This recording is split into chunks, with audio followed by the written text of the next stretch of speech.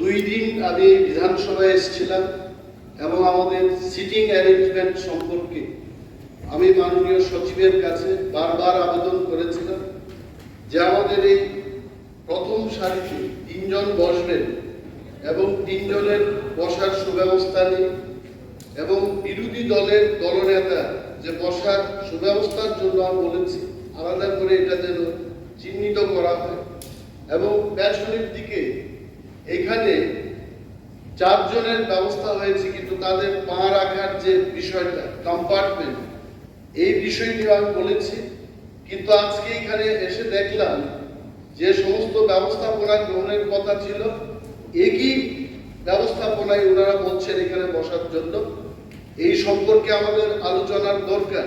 আমাকে বলা হলো যে একটা কম্পার্টমেন্ট যেটা একটা দলের জন্য রাখা হবে আর একটা কম্পার্টমেন্টে গিয়ে বসার কোনো সুবিধা নেই। তাহলে এই হাউসের মধ্যে আমি বলবো যেমন কোন দল বলতে পারবে যে নির্বাচনে সে 3টি MLA নিয়ে আসবে বা 5 জন MLA নিয়ে আসবে, এটা কেউ বলতে পারবে না। আজকে ধরে নি যদি এখানে 5টা দলে বিরোধী দল নির্বাচিত হয়ে আছে এবং 2 জন করে 4টি দলের যদি নির্বাচিত হয় তাহলে 8 জন হবে।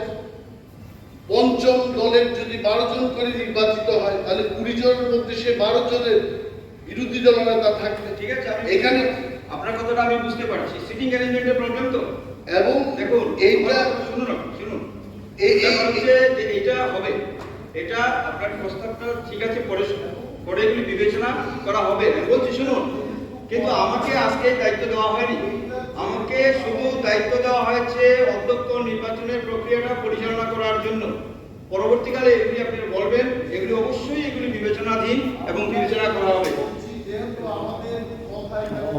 সময় খুব কম আজকে, সুতরাং আমরা এই হাউসে থাকবো না।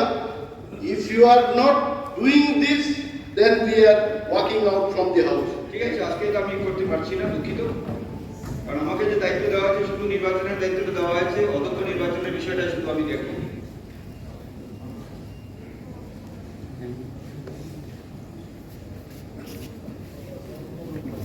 শুরু করুন, নির্বাচন প্রক্রিয়াটা শুরু করুন।